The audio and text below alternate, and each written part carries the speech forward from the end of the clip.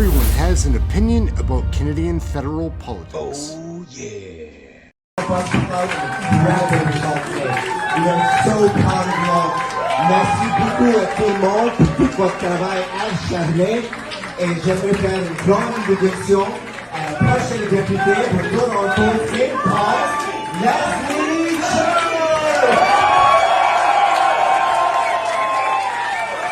Hey gang, what's up? Just Aaron right here, Question Period Canada. So, big loss for the Liberals on Monday, come from behind victory for Poilievre and his Conservatives in a riding that has been traditionally held by the Liberals. Big loss.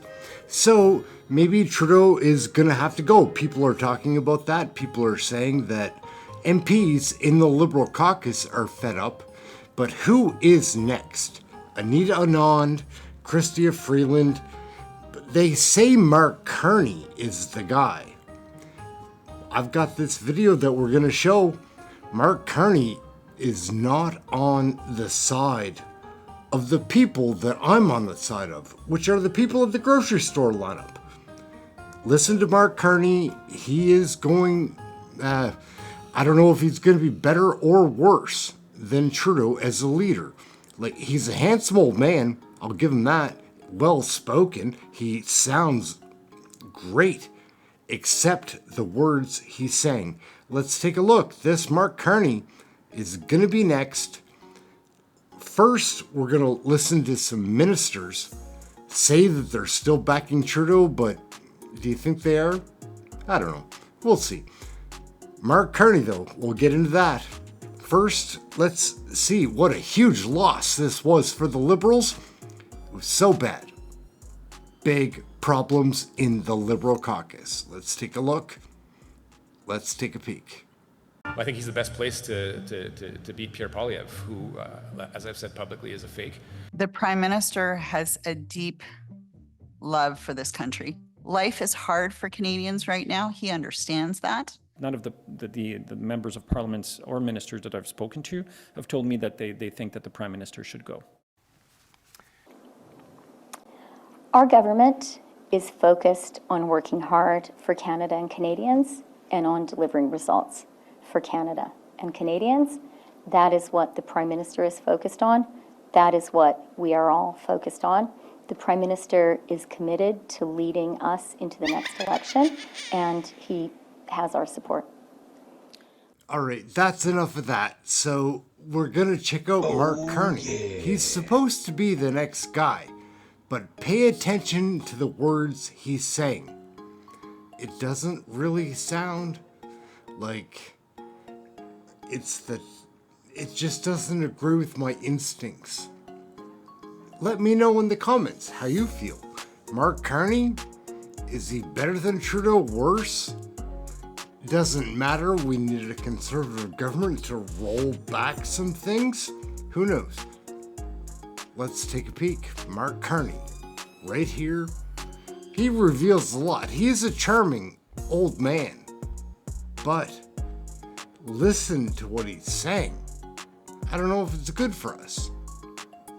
Here we go.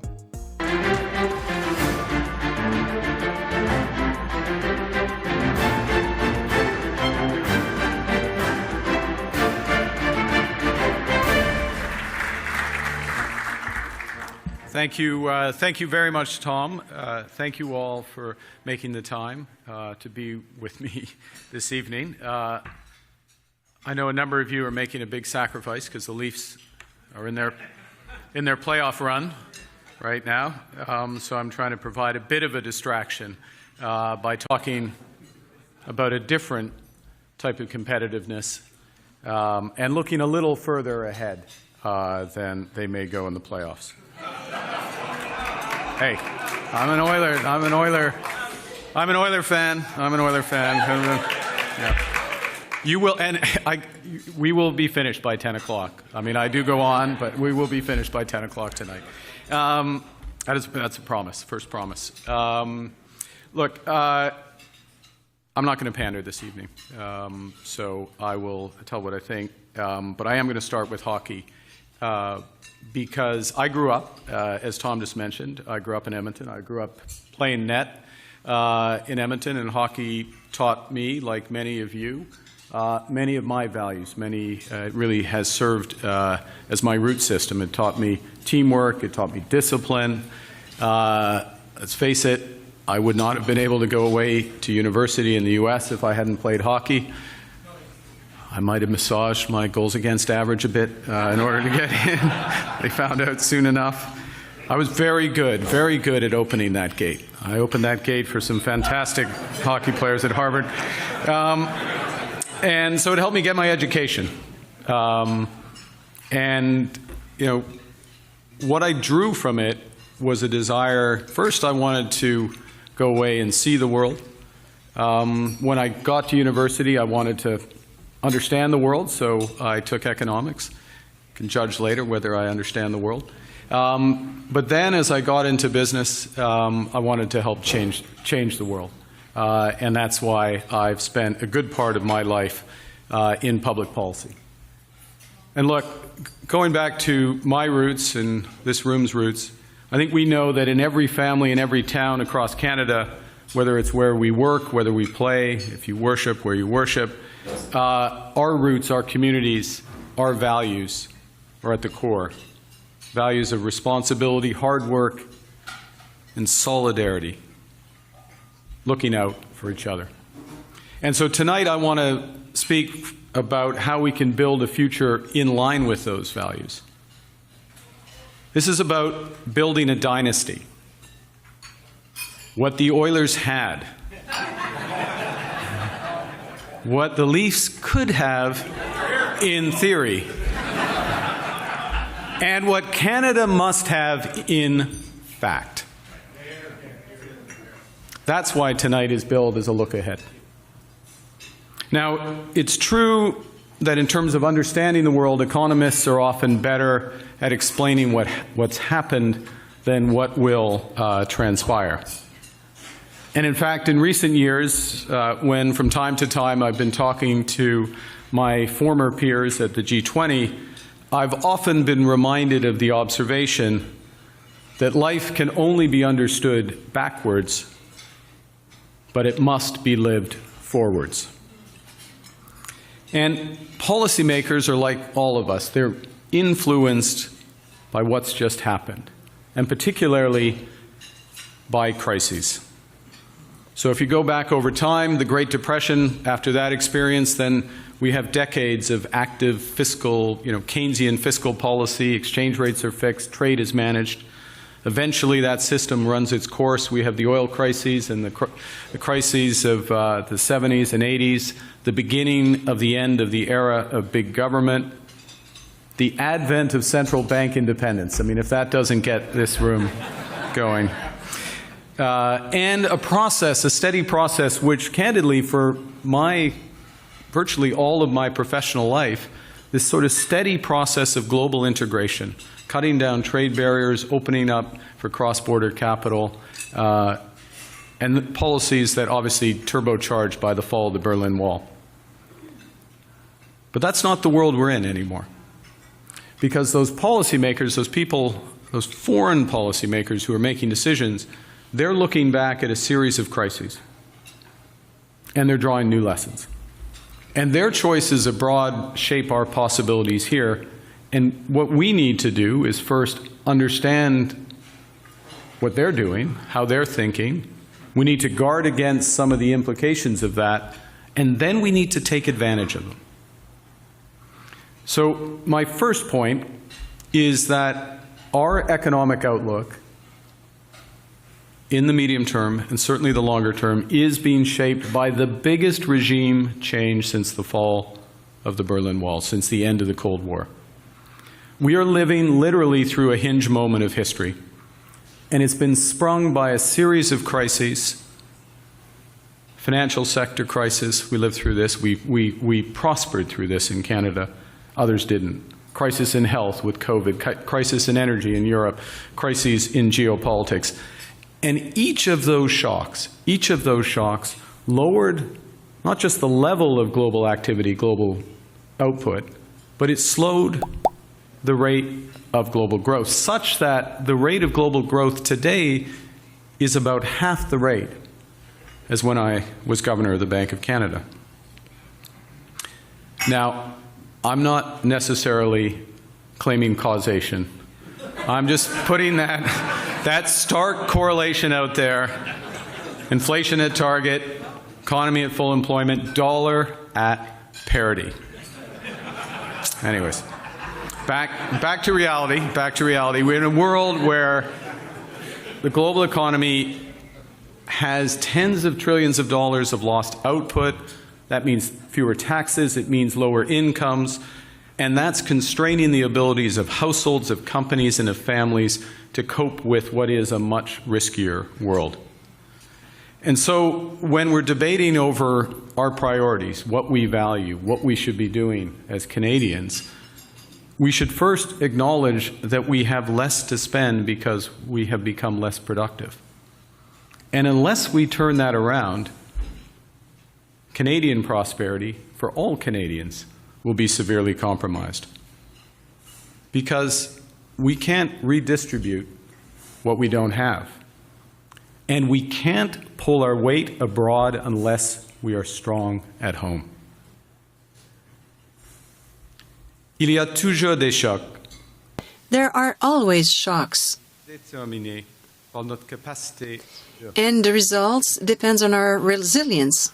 des décennies Over the past decades, a été de plus society resilience has been compromised ignorer le fait because they ignore the fact comporte that risques there are some risks que des avantages. more than advantages. Au fil des décennies, leur Over the past decades, affaibli par le transfert our resilience sur eux has been reduced because we've been transferring the risks. I'm talking about pension, d'éducation long-term care, ou de logement. education, and housing. Et au fil des décennies, la capacité, Throughout the decades, c'est-à-dire la capacité the state capacity, à faire avancer, the government capacity to move forward, de diminuer only slowed down, dans la confiance dans nos as well as the confidence that we have towards our institutions. nécessaires. So the result of this fragility is an unenviable combination. We have weaker private growth, and we have more activist but less effective governments confronting a global economy that is being fundamentally rewired across trade, energy, and even intelligence. Trade patterns are being reshaped by protectionist barriers that de-risk relationships, avoid carbon leakage, and shield domestic industries, and we're only beginning to come to terms with this. If you look at the United States, China's market share has fallen by 8 percentage points, but other countries have taken it up, not Canada. Our emerging market strategy is a work in progress. And our domestic debates on climate action consider, or seldom consider, if at all, its implications for our experts abroad and our jobs at home. Which brings me to the second rewiring, which is this energy transition, the net zero transition. This is much, much bigger and moving even faster than most realize. A few years ago, businesses around the world invested 50 cents in clean energy for every dollar they put into fossil fuel energy. Now, they invest 2 in clean energy for every dollar in fossil fuel energy.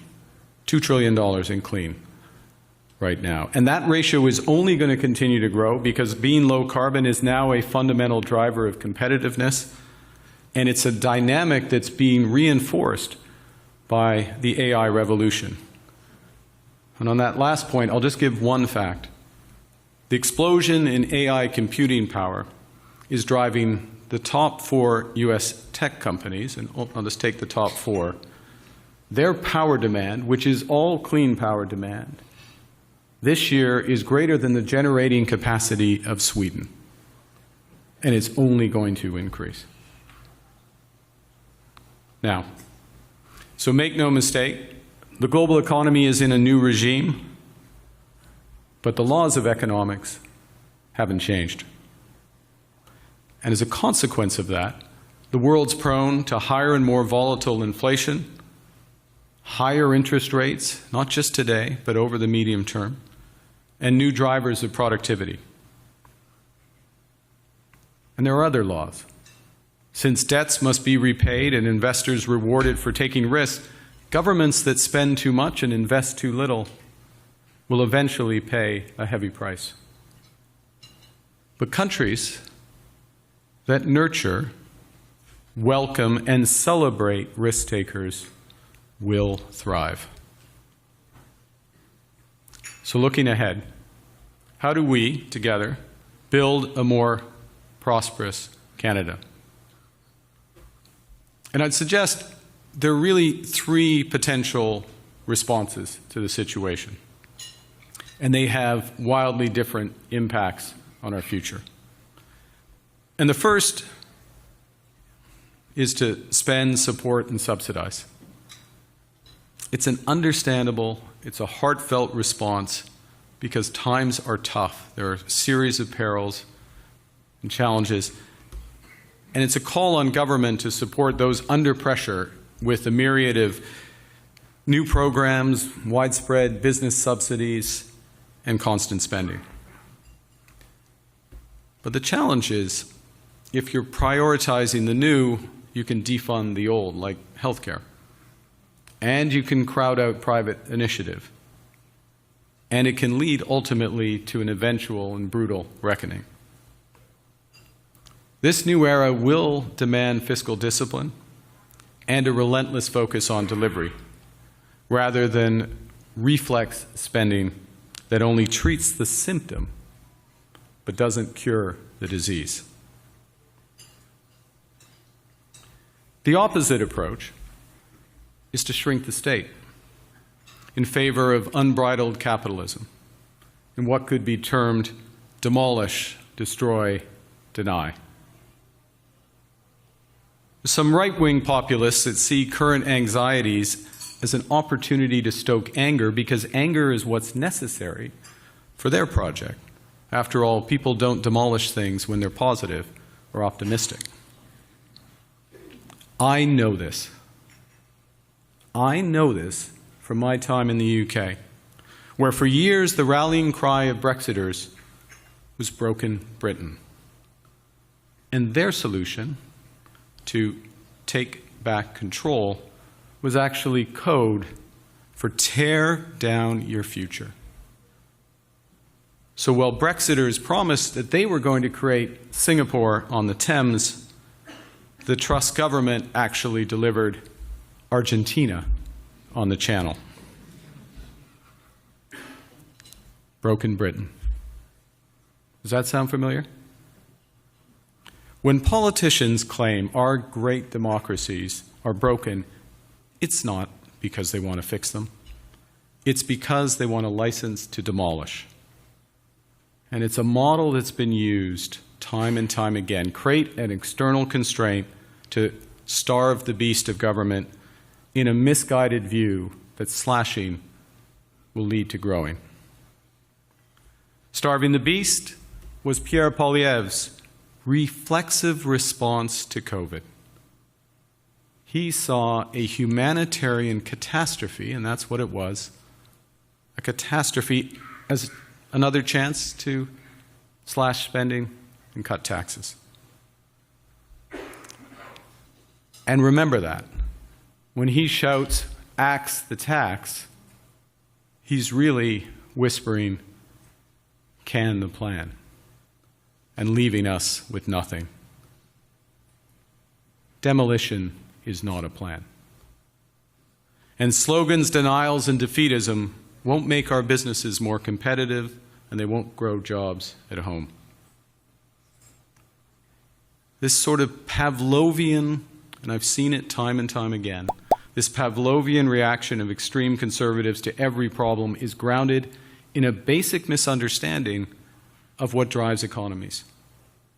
And those with little experience of the private sector, lifelong politicians masquerading as free marketeers, grossly undervalue the importance of mission, institutions, and discipline to a strong economy. So, thankfully, there is a third option.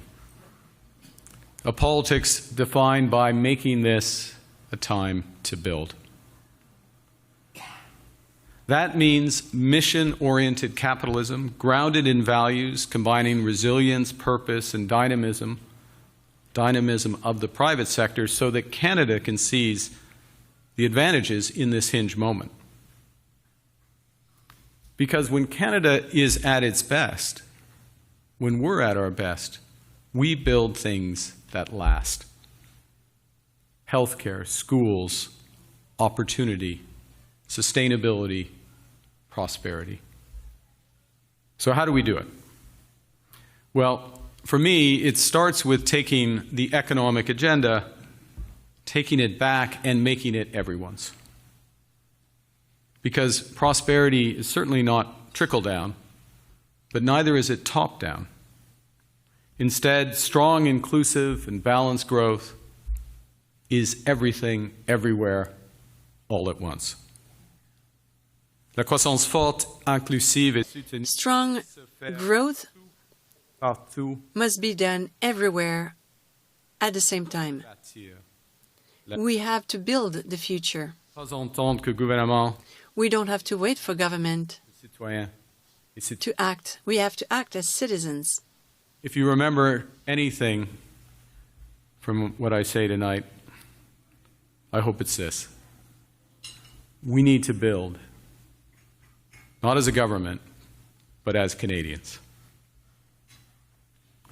And we start with shared missions, affordable housing, universal and accessible health care, education for all and for all time, a clean economy both for the jobs that it will provide today and the better future it will secure tomorrow.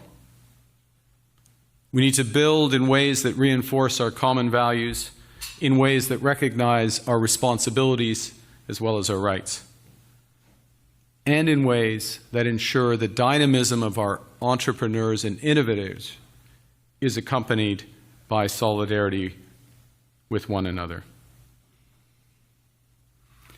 Now, I've worked in and around markets all of my life, both in the private sector and as a public servant. And I've learned a few things important about them. First, markets are the most powerful instrument that we have ever created. And their energy and their dynamism can be harnessed and directed to serve great purposes. But markets are also indifferent to human suffering, and they can be blind to our greatest needs. And that's why politicians who worship the market deliver ultimately policies that hurt people. And those who default to laissez-faire leave us unprepared for the future. Because put simply, markets don't have values, people do. And what we need to do is close the gap between what the market prices and what we value, so we can use limited public resources to maximum effect to unlock private investment. Pas laisser faire, pas faire tout, mais agir. We cannot just let go or do everything, but we have to prioritize. So before closing, let me highlight a few urgent priorities for building an even better Canada. As I said at the start, the world's largest economies are pursuing aggressive industrial policies and they're restricting trade access. Canada can't afford an arms race with the US and the Europeans. And we can no longer rely on a rules-based international order for market access. As a middle power today, if you're not at the table, you're on the menu. We need to be smarter. We need to focus on our key sectors. We need to create a coherent tax system. We need to train our people to master their machines. We need to build our core competencies from clean energy to compute. And we need to make ourselves the, and I mean the essential, trading partner of the United States and our allies. Not through a deal, but by being the backbone of enterprise AI, by being the most sophisticated real asset investors in the world, by being the most reliable supplier of critical minerals, and by being a clean energy superpower. Second, a winning economic plan for Canada means building leadership in that global transition to clean energy, clean growth. Again, it means public measures to unlock private investment for faster decarbonization, more jobs, better growth. It means finishing the job on building a sustainable financial system. It should require that governments are careful with our money, publishing carbon value for money assessments of all their climate policies, and following a basic principle. I have a basic principle too, which is if they're going to take a policy out, if they are going to demolish a policy, they must put one in that is at least as effective. Because in the 21st century, the great powers will be green powers. And Canada should be and must be a great power. We need to reestablish the consensus for this imperative, and so I welcome the call of several premiers for a First Ministers meeting focused on Canada's clean growth strategy. And we must meet this challenge through economic reconciliation, meaning Indigenous leadership and partnership in prosperity at every stage. And I'm looking forward to speaking more about this tomorrow at the First Nations Major Projects Coalition. The third thing we need to do as part of a winning economic plan, it has to be founded on people having a home they can afford. And I very much applaud the federal government's recent budget announcements to support massive new rental construction and to get homes built faster through the housing accelerator. We've got to keep that momentum up. It's a huge start, but we have to keep that momentum up in order to build the millions of affordable, resilient, and low-carbon homes Canadians need with an urgency not seen since the Second World War. And to get there, all levels of government need to be in the game, with fast action to speed approval times, to fix broken zoning rules, to build social housing, to lower the cost of new home construction, and much, much more. You know, in the end, we are living through an age of insecurity, but it could become an era of prosperity. That possibility is not what most Canadians feel right now. Canadians are worried about falling behind, not getting ahead. They're worried about their homes, or if they're young, whether they can ever afford one. They're worried about their kids and their futures. Will there be blowback from abroad to hit them here at home? Will technological change replace their jobs? And I'd suggest as well, they're worried about their identities. From the divisiveness of the pandemic, let's face it, to our hyper-targeted modern politics, they wonder what binds us together. What are we trying to accomplish together as Canadians? Now more than ever, we need to center ourselves on that common ground, those common roots, our common values. We need a politics that unites Canadians in solidarity and growth, not one that defaults to division and destruction. Canada is a great country, but it can be even greater. It's time to build. Thank you very much. Merci beaucoup.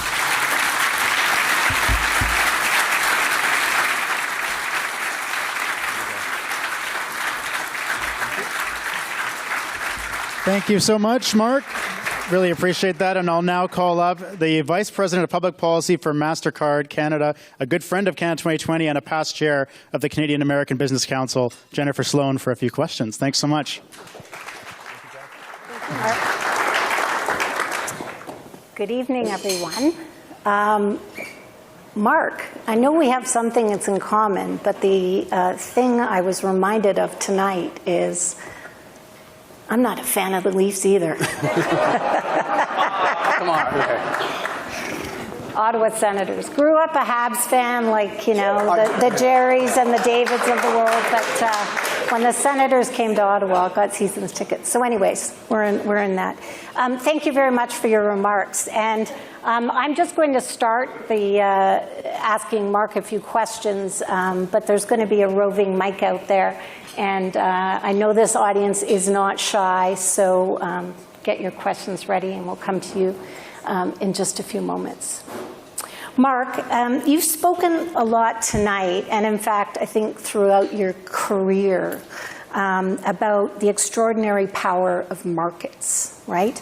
You've also talked about where markets fail us, and fail us in the service to people and our values. So when you look at our economy today in Canada, and actually if you take a view globally, the global economy, where do you think markets are succeeding, but also where do you think we're falling short, letting us down?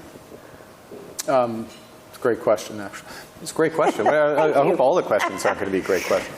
No, actually, welcome it. Look, I think where markets, I'll give an example of the power market, which we've been seen in Canada. It can be extended. Mark Little is here. Thank you, Mark. And Mark knows this. And we're seeing around the world. Being clear about where you're going on a big issue drives enormous investment, innovation, in ways that you can't possibly imagine. So if we look at what's happened over the course of the last several years globally, including in Canada, of setting a clear goal to be net zero, you get huge innovation. Mark's working on hydrogen, right? Sorry, Mark, to pick you up, but you're in my direct line of sight. I could rotate over here and pick out Paul Genet. So huge innovation, huge investment. I gave the figures, you know, this quadrupling of investment in under 7 years globally, from $500 billion to $2 trillion in clean energy, because it's clear where people want to go. And then what's necessary, and this is a crucial point, is that policy is as consistent and credible as possible. So it doesn't matter so much what policy is today, but it matters what it's going to be 5, 10 years from now. And that's why this idea of changing a fundamental plank in policy, carbon tax, that's why if that were to happen, it needs to be replaced with something as transparent as, if not more effective, because that's what continues to drive investment and innovation. And the countries that have been consistent on that have absolutely seen the benefit. And this is at a crucial time when, as I was saying at the podium, which seems to have disappeared, I could have sworn that it was a podium, but a crucial time where it's starting to determine trade access. So that's where they've been working well, and we've got to be conscious of that and make them work better. Where they've worked less well is when it's an article of faith, blind faith in markets. And of course, at least in my experience, the classic example of that was in the global financial sector in the early 2000s, where we built markets on markets on markets. Canada was more prudent, and we didn't have blind faith. And so they're incredibly powerful. They need to be directed to the things that matter for people. And you need to have some humility, if not a lot of humility, in and around markets, and recognize where they can go wrong. I think tonight you outlined, is it fair to say that you said we're at a hinge moment in history? Yeah, is that a fair assessment? Okay. And that we're facing 3 great rewirings, is what I understood, and fundamentally reshaping the global economy, and how and where is Canada's place in it. With all these volatilities and anxieties that that you've outlined and that we read and hear, and with Canadians concerned with how this impacts their daily lives, so how do we make sure that the economy keeps seeing the value in people, which I think is really important, and the importance of a strong middle class? Yeah, well, I'll tell you a very quick story, if I may. The reason for the hinge moment, those of you who've had the joys of living in Ottawa would know that not a lot happens in Ottawa, right? Some stuff. I mean, with respect to the members. Yeah, not a lot happens in Ottawa, and sometimes when things happen in Ottawa, people don't notice. And so, some of you may have seen this story where the absolutely iconic portrait of Winston Churchill. You know, he's glowering at the camera. It's on the £5 note in the UK. You see it everywhere. And the original used to hang in the Chateau Laurier because Karsh took the photo. And somebody stole it. But they didn't notice. Like, we have no idea when it was stolen. And so this became a thing. So stuff happens, no one notices. And, okay. But that photo was taken. There's a point to this. I'll get to the point in a second. That photo was taken at the end of December 1941. And Churchill had just come from seeing FDR and brokering the deal. I mean, the U.S. was entering the war, but how they're going to act. And it was a hinge moment because the Allies had lost every battle until that point. And he described it in his Churchill's memoirs as the hinge moment. Are we going to turn it around? And I use that metaphor, aside from there, because we need to know that this is a hinge moment. We need to recognize the stakes that are here right now. This is it. This is not a little local set of difficulties. And we need to rise to the level that then Mackenzie King, Churchill, FDR did. Now, how do we do that? You start exactly where your question is, which is it has to be people-centered. It has to be focused on jobs. It has to be focused on jobs today. And we have to also make choices that deliver for people today as part of a longer change. So, look, personally, would I swap one battery plant for $1.5 million heat pumps? Yeah, I would. Because that would, let's deliver stuff for people. We've got this challenge. The scale, and we have multiple battery plants clear, and we're about to get another one potentially, and that's great. But some of these choices need to be more deliberately directed at people across the country, those who need it the most, and build out from there. The government delivered its budget last week. Lots in it. You referenced housing. I think you gave it a thumbs up. Yeah, I gave it. I had the pleasure of being part of a commission that a task force, Lisa Raitt and Don Iveson chaired, and Mike Moffat, who's on the advisory council of Canada 2020, and a number of others. And 3/4 or 80% of the recommendations of that council were in the budget. So it's pretty hard saying, okay, you took 80%. If it were 85, then I'd give a thumbs up. So.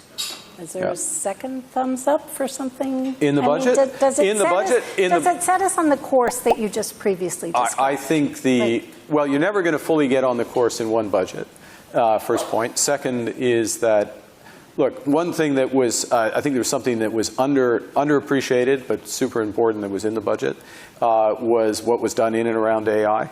To provide computing capacity, data centers for, because our AI companies will get squeezed out if they don't have access today to data centers and compute. They'll be squeezed out by the global giants. And we have an incredible series of clusters across the country. So we need that. So that was very positive. Look, I think it was a budget about fairness, as we know, and it wasn't necessarily a budget about growth and resilience And we need both. We need solidarity, but we also need dynamism.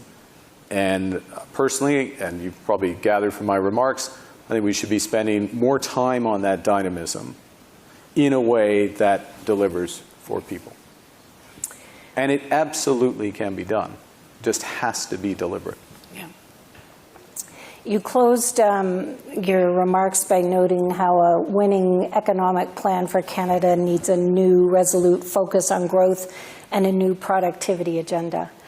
I, for one, can't believe that I have to ask this question about prosperity and productivity from someone who was in Ottawa in a cabinet minister's office in the 90s and early 2000s, that we're still dealing with this.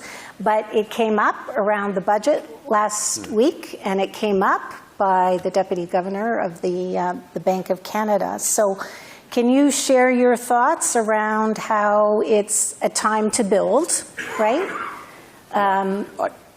Yeah, go ahead. Yeah, well, let me say the following. One is, and full credit to when you were serving with John Manley and Paul Martin and Jean Chrétien during that period where it was, and Alan Rock and whole of government focus on these issues, and we reaped the benefit. Canada reaped the benefit of that in subsequent years. Now, it's not surprising that we continue to talk about a productivity agenda because you have to continually improve. You get shocks, but you always need to do it.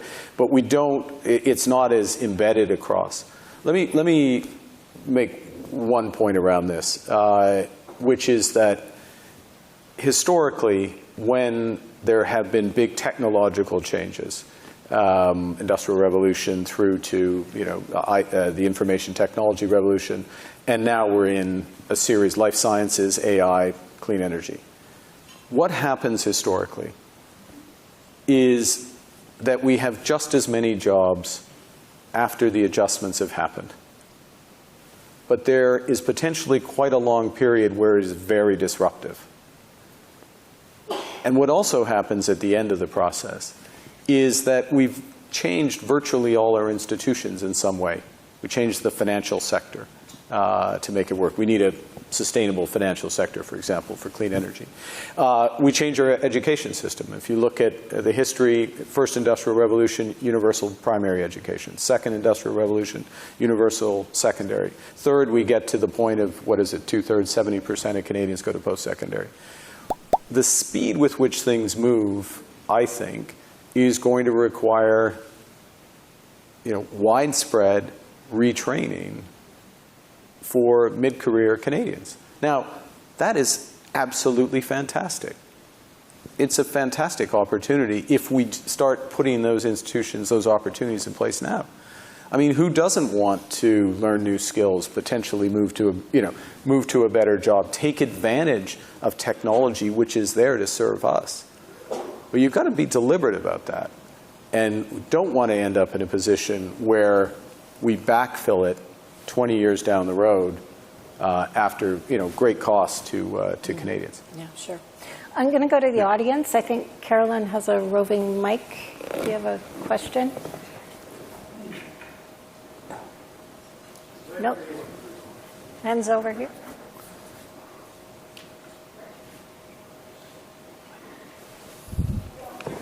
Wow. Hey, my name is Tony Pham. I'm a professor at Memorial University of Newfoundland at University of Toronto. I'm an economist myself. I'm always a great admirer of your achievements as central bankers, both in Canada and also in the UK. So I know we have gone through the times, all the crises. You mentioned financial crisis, the public health crisis. But during the time, you were the bank governor, we have a lot of confidence in our economy, in our society, and future of Canada. So just wonder, as though, economists are good at expanding what's happening, but not forecasting in the future. But I'm just wondering. Tony, I said There was a different part of the speech I wanted you to remember. That was not, that was not the key takeaway. But yeah. As a policymaker and business development, decision maker, how you can generate the confidence that much needed during the time of the crisis of the major changes? That's a great question. Look, I think you need a couple of things. One, you need to have some humility. If you're in a crisis, you need to recognize what you didn't know, what you didn't get right. Don't make it all about what other people didn't get right, but understand, because normally what happens with a crisis, there's always events, there's always shocks. But what makes a shock particularly impactful is if you're not as resilient. If the government's not as resilient, if the company isn't, or households aren't as resilient. And that's something that I mentioned in the speech, is that one of the things is all of those have become less resilient. So the first is some humility. The second is you try to, and part and parcel of that is to get the facts on the table as much as possible. You cannot spin your way out of a crisis. And that is a massive mistake, is to try to spin. So you've got to be upfront with people. People can tell. So you've got to be upfront with them. Third, plan beats no plan. You got to have a plan. You got to explain it, and you got to and go to execute it. And the simpler, the more direct the plan is, and marking progress across that, that's how you get out of a crisis. Yeah.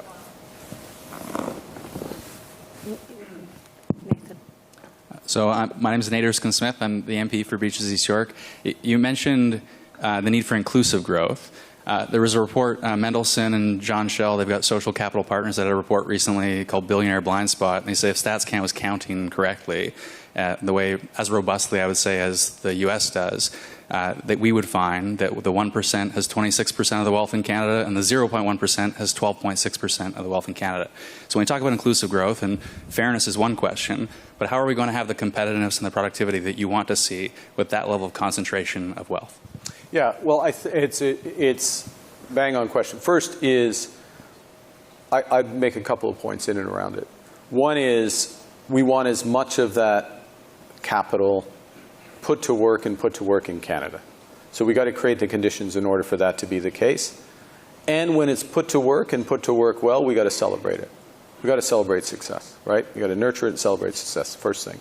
Secondly, though, with great wealth power comes great responsibility. And part of our culture, and there's many examples of this in the country. We could use more examples of this, but part of our culture has to be giving back, building in Canada.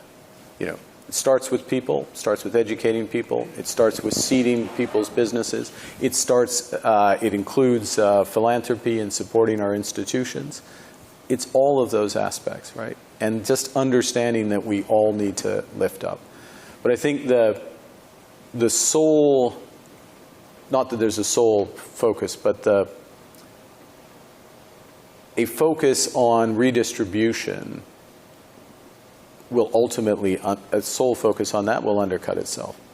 And I'll make one other point, which is, one of the lessons I've learned over time is you see clearest an economy, a society, when you see it from the periphery, if I can use that term.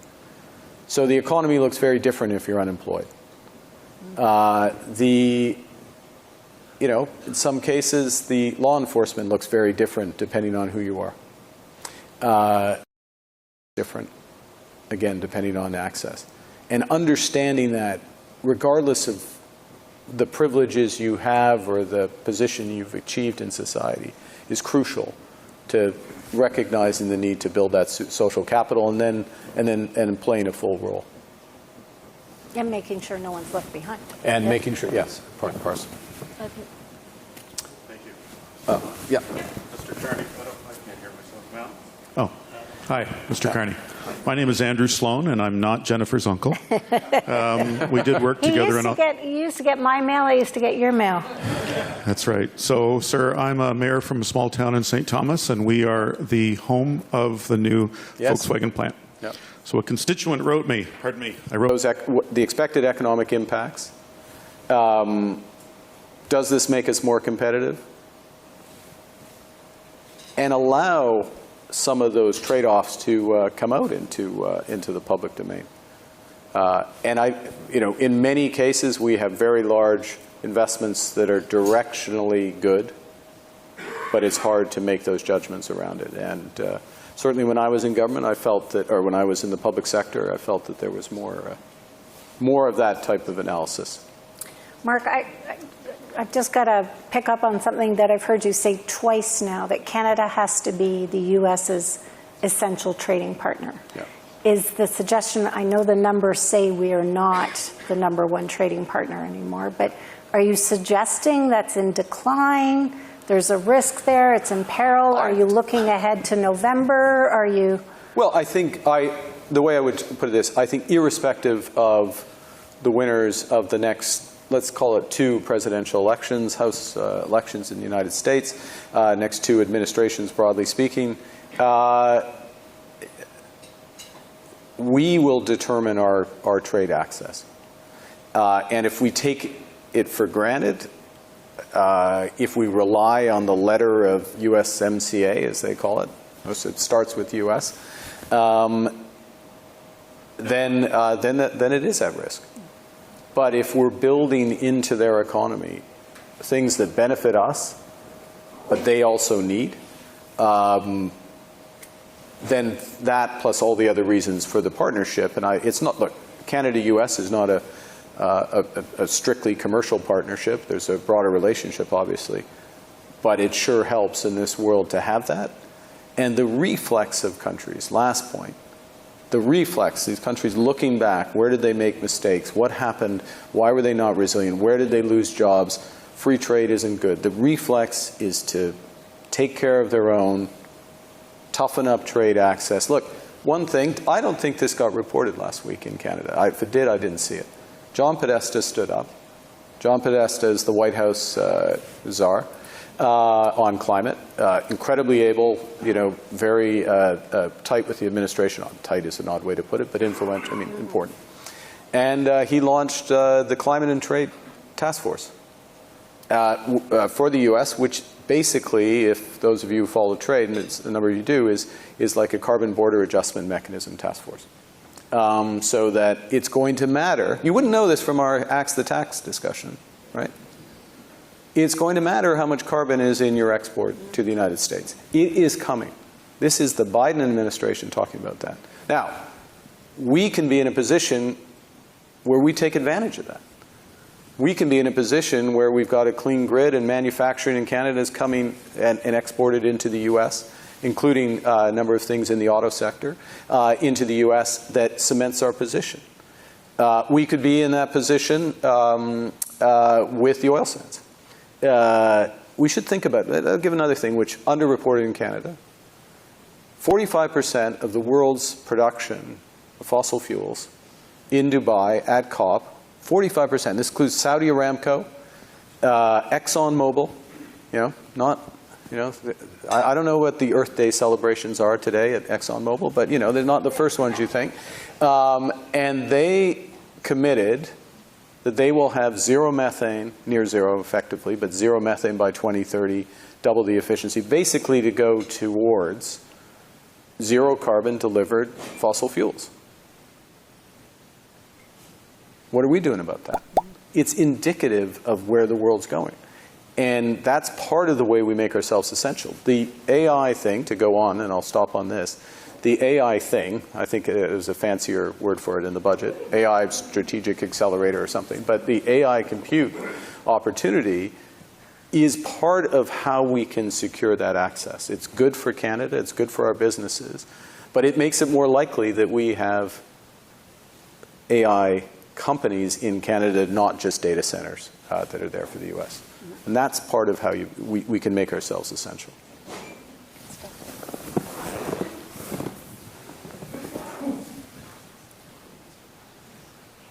Thank you.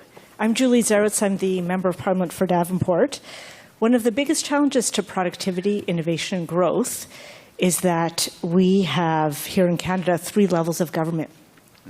3 different levels of responsibility and division of power.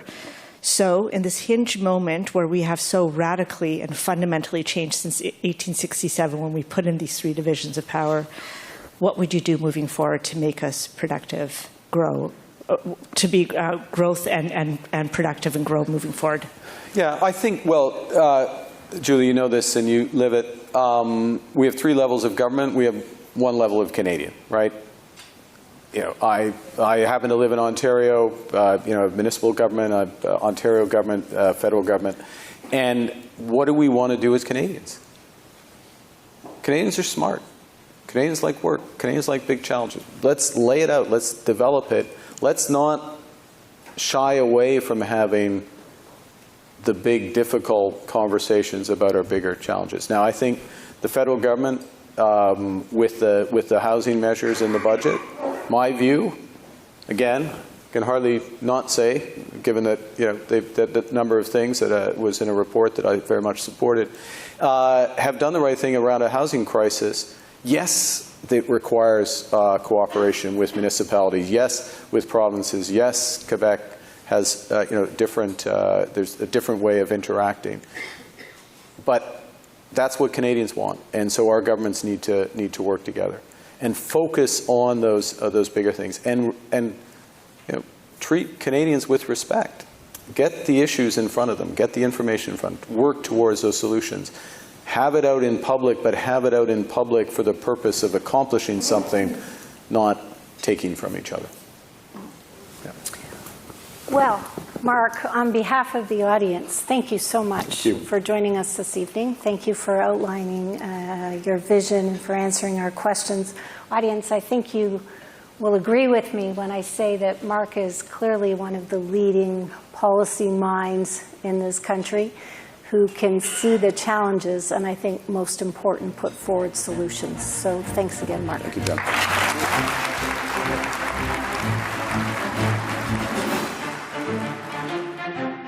Everyone has an opinion about Canadian federal politics.